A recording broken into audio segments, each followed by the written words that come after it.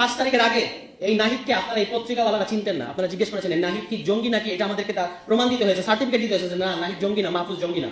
আপনারা খোঁজ দেন নাই, অথচ এই ঢাকা বিশ্ববিদ্যালয়ের বুকের মধ্যে তারা বসে বসে এই বাংলাদেশের ইতিহাস নিয়ে পড়াশোনা করেছে, আপনারা একটা খোঁজ দেন নাই। তো ঢাকা বিশ্ববিদ্যালয়ের ছাত্ররা পড়াশোনা করছে, বাংলাদেশের ইতিহাস নিয়ে পড়ছে, এই খোঁজ আপনাদের কাছে নাই। সারা বাংলাদেশের মানুষের ছাত্রদেরকে আপনারা কিভাবে চিনবেন? চিনতে পারবেন না। আমাকে বিএনপির নেতা বলতেছেন যে রিকশাওয়ালা কি কোটা বুঝে? রিকশাওয়ালা আপনার চেয়ে ভালো কোটা বুঝে।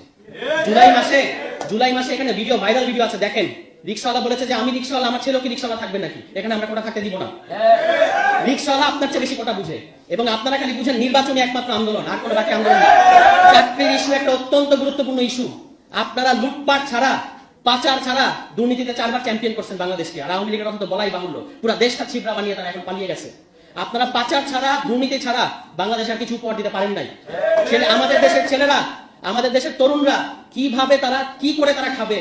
তারা কি চাকরি করবে নাকি? ঠিক আছে, চাকরি সবার চাকরি করতে হবে না, তাহলে আপনি তাকে উদ্যোক্তা কোনো ইনসেন্টিভ দিচ্ছেন? কোনো ইনসেন্টিভ তারা দেন নাই আমাদের তরুণদেরকে, তাহলে তারা চাকরি আন্দোলন করবে না? আপনাদের নির্বাচনের পিছনে কি আপনাদের পিছনে দাঁড়াবে এবং তারপর আপনারা আবার ক্ষমতায় এসে আমাদের সাথে জুলুম করবেন? এই কারণে আপনাদের নির্বাচনের দাবিকে আন্দোলনে জনগণ সাড়া দেয় না। এই কারণে আপনারা 7 জানুয়ারিতে ফেল করছেন। স্বীকার করেন আপনারা কেন 7 জানুয়ারি আগে যে দামি নির্বাচনের কথা আমরা বলি, আপনারা তো দামি আন্দোলন করেছেন। আপনারা দামি আন্দোলন করেছেন যে স্যাংশন দিবে আমেরিকা, এবং সেই স্যাংশনের ইয়েতে এখানে আওয়ামী লীগ করে যাবে, তারপর সুষ্ঠু নির্বাচন হবে। এবং আপনারা পরে অভিযোগ করেছেন যে ঢাকা শহরের মানুষজনরা আমাদের কেচিগেট খুলে দেয় না, আমাদের নেতাকর্মীরা দৌড় খাইছে, এবং ঢাকা শহরের মানুষের এত খারাপ যে তারা আসলে আমাদেরকে কেচিগেট খুলে দেয় না। দিবে না তো আপনাদেরকে কেচিগেট খুলে, কারণ আপনারা তো তার জন্য আন্দোলন করতেছেন না। তাহলে জুলাই মাসে অপরিচিত ছাত্ররা যখন রাস্তায় ডাকলো, মানুষজনকে, জনগণকে ডাকলো, এই ছাত্রনেতা আসিফ 2 দিনের ছেলে, তাকে কেউ চিনতো? সে যখন ডাকলো যে ছাড়তে হবে ক্ষমতা, ঢাকায় এসে জনতা, লক্ষ লক্ষ কোটি কোটি মানুষ কেন রাস্তায় নামছে? একটু পার্থক্যটা বোঝার চেষ্টা করেন। 36 বছরের বর্ষিয়ান রাজনীতিবিদ, একটু বোঝার চেষ্টা করেন পার্থক্য। এটাই হচ্ছে পার্থক্য। 36 বছর আর 36 দিনের পার্থক্য এইখানেই। এই 36 দিনকে অবজ্ঞা করে আপনারা রাজনীতি করবেন? আমাদেরকে আর মহড়া দেখায় না। ক্যাম্পাসে ক্যাম্পাসে আপনাদের ছাত্র সংগঠনগুলা আজকে যে ধরনের সন্ত্রাস করতেছে, আপনারা একটা জিনিস মনে রাখবেন, এখানে আওয়ামী লীগের বিরুদ্ধে গণ অভ্যুত্থান ঘটার আগে ছাত্রলীগের বিরুদ্ধে ক্যাম্পাসে অভ্যুত্থান ঘটেছে। ছাত্রলীগকে আগে ক্যাম্পাস থেকে বের করে দেওয়া হয়েছে। সেরকম পরিণতির দিকে আপনারা যান না, দয়া করে।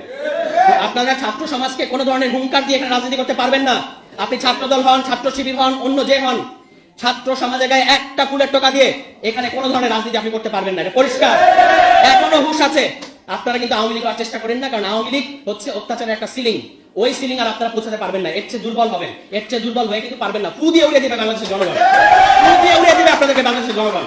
সুতরাং যদি রাজনীতি করতে হয়, জনগণের অধীন থেকে রাজনীতি করেন। জনগণকে হুঁশিয়ার করবেন না, জনগণের অত্যাচার করবেন না, জনগণকে কোনো ধরনের, প্রতিদিন আপনারা চাঁদাবাজি করতেছেন, প্রতিদিন।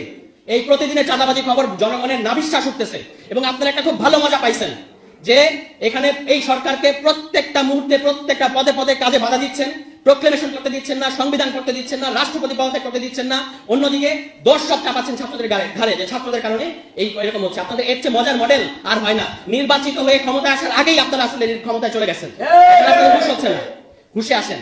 এখানে একটা গণতান্ত্রিক রাষ্ট্র হলে আপনাদের অনেক সমস্যা হয়, আমরা বুঝতে পারি। ওই যে এক ব্যক্তি কেন্দ্রিক ক্ষমতা কাঠামো সংবিধানের মধ্যে, তো আল্লাহর পরে একমাত্র প্রধানমন্ত্রী হচ্ছে সবচেয়ে ক্ষমতাধর। এই যে ক্ষমতার কাঠামো